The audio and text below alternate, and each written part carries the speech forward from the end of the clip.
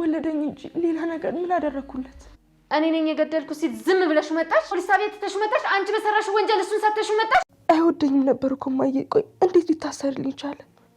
በስተመጨረሻም እውነቱ ተገለጸ፣ ሀቁ ተረጋገጠ። አቢጌል ህግ ፊት ልጅን አሳልፍ ያልሰጥም ወንጀል እንደብቃለሁ በማለት ያለ ተፈጥሯቸው ሌላ አመል ያመጡት ጋሽ ደረጀ ለህግና ለእውነት የቆሙት ጋሽ ደረጀ የህይወት ውጣ ውረድ መጨረሻ ላይ ግን ክደትን አስተምሯቸዋል።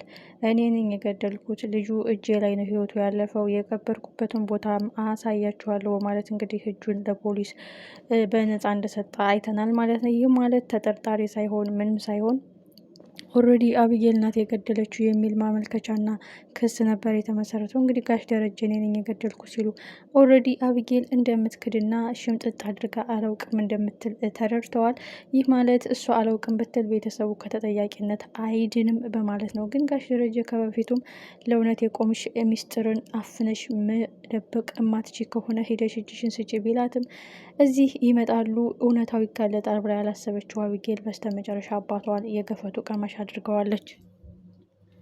አባቴ እኔ አንተን ለማዋረድ አንገን ለማስደፋት ጉድጓድ ስቆፍር ቀን ስቆጥር የነበርኩት ያንተ ፍቅር ግን እስከዚህ ድረስ ነው፣ እሳላ ራስህን አሳልፈ እስከ መስጠት እያለች እንግዲህ አቢጌል በጸጸት እርር ድብን ቅጥል እያለች ነው። ሰላም ሰላም፣ የተከበራችሁና የተወደዳችሁ ውድ ቤተሰቦቼ ሰላማችሁ ብዝት ይበልልኝ። ተወዳጁ ዳጣ እጅግ አጓጊና እጅግ ልብ አንጠልጣይ እንደሆነ ቀጥሏል። እጅግ የሚገርምና እጅግ የሚደንቅ ነገር ተፈጠረ። ፖሊሱን በነገራችን ላይ ግልጽነትን ሳላደንቅ አላልፍም። በእርግጥ ማንኛውም ሰው ወንጀል ሊፈጽም ይችላል፣ ሚስጥር ሊደብቅ ይችላል፣ ወንጀሉን አድበስብሶ እንዳይታወቅበት ቤቱ ውስጥ ሊቀብረው ይችላል። ግን በግልጽ በመናገርህ የቅጣቱ ሁኔታ ሊወስንልህ ይችላል፣ ሊቀንስልህ ይችላል። ይህ ማለት እንደ ቅጣት ማቅለያ ሊሆን ይችላል እና በጣም አመሰግናለሁ። ህግን ለህግ ተገዥና ለህግ ታማኝ በመሆነ ተጠርጣሪ ተብለ ወደዚህ ሳትመጣ ለጥያቄ ብቻ ልጅህን ተከትለ ስለመጣ ራስን አሳልፈ ስለሰጠ በማለት ፖሊሱ ሳያደንቀው አላልፍም በማለት አድንቆታል። በስተመጨረሻም ከቅጣቱና ከስሩ አልድን ያለው ጋሽ ደረጀ ወደ መቃብሩ ቦታ ወስዷቸዋል። አቢጌል ይሄንን ማየት አቅቷታል። እጅግ ልቧ ተሰበረ። አባዬ እንዴት እንደዚህ? አባዬ ምን ነው በዚህን ያህልክ? አባዬ ወለድከኝ እንጂ ምን አረኩልህ? ከወለድከኝ በኋላ እኔ የአንተ ልፋት ነው እንጂ አንተ የኔ ልፋት አይደለህም። ምክንያቱም እኔን ለማሳደግ ውጣ ውረድ አይተሃል። እኔን ለማስተማር ወደ ታች ወደ ላይ ከፍ ዝቅ ብለሃል፣ ተቸግረሃል፣ እርቦሃል፣ ጠምቶሃል። እዚህ ያለው ሀብት ለመድረስ እኔም ከጎንህ እንደ ልጅነት እያስቸገርኩ ብዙ ውጣ ውረድ አምጥቼብሃለሁ። ግን አንተ የፍቅርህን ጥግ አሳይተኸኛል። አባቴ ይህ ለአንተ አይገባህም በማለት እንግዲህ በግልጽ እንግዲህ አባቴ አልገደለም፣ አባቴ ሰው ገሎም መቶም ነክቶም አያውቅም ስትል እጅግ የሚገርም ቃል ተናግራለች አቢጌል። ጋሽ ደረጀም ይሄን ሁኔታ ሲያዩ እጅና የደነገጡት በጣም የደነገጡት ማመን ያቃታቸው አቢጌል በዚህ ያልክ ራስ ወዳድና በጣም ህግን የምትፈራ ህግ ተማሪ ሆናም ህግን የምትፈራ መሆኗን ነው የሚያውቁትና በቃ ይህን ያህል የኔ ፍቅር ልክ ገብቷታል። ስመክራት፣ ስገስጻት፣ ስገርፋት አልሰማኝ አለችው። የእሷ ፍቅር በእኔ ልብ ምን ያህል እንደነገሰ ገብቷታል። አባትነት ብቻ አይደለም እኔ ለልጅ መስዋዕትነት እንደመሆን ማሳየቴ ፍቅሬ ገብቷታል በማለት እንግዲህ ጋሽ ደረጀ በጣም ድንግጥ ብለዋል ማለት ነው። እንግዲህ አቢጌል እሱ አልገደለውም፣ አባቴ ገዳይ አይደለም፣ አባቴ አይደለም የገደለው በማለት ፖሊሱ ማን ነው እያላት እያለ ነው እንግዲህ የባለፈው ምዕራፍ ያቆመው። ምን ይፈጠር ይሆን? ኦልሬዲ እኔ ነኝ የገደልኩት ወይስ ናታንን ትጠቁምበታለች? እሷ በነገራችን ላይ አባቷን ነጻ ታውጣ እንጂ ሌላ የሆነ ጣጣ የሆነ መዘዝ የሆነ ነገር ልታረግ ትችላለች። ግን የእውነት አቢጌል እኔ ነኝ ጥፋተኛ፣ እኔ ነኝ ወንጀለኛ አይደለም አባቴ አይደለም ቤተሰቡ፣ ማንም ሰው እዚህ ወንጀል ውስጥ የለበትም። ኦልሬዲ እኔን ሊያጠቃኝ መታ መጨረሻ ላይ ሳይቀድመኝ ቀደምኩት የሚለውን ቃል ከተናገረች በጣም ጀግና ናት። የእውነት እንደ ክፋቷ እንደ ተንኮሏ ይህን ካረገች አቢጌል እውነት ቅጣት፣ ጸጸት፣ ጥፋቱ አስተምሯታል ማለት ነው። እና ምን የሚፈጠር ይመስላችኋል? ውድና የተከበራችሁ ቤተሰቦች ሁሉም ደንግጠዋል። በሌላ በኩል አባዬ ገዳይ አይደለም እያለች ነው ስትጮህ የነበረው። ጋሽ ደረጀም እጅጉን ደንግጠው ነበር እያዩዋት የነበረው። ትልቁ ጉዳይ ደግሞ ውሃ ናት። ውሃ እንግዲህ አባቴን ልቀቅልኝ፣ አባቴን ምን ብደፍር ነው እጁን ያስከው እያለች እንግዲህ ውሃ ሁላችንም ፈገግ እያስባለችን ነው።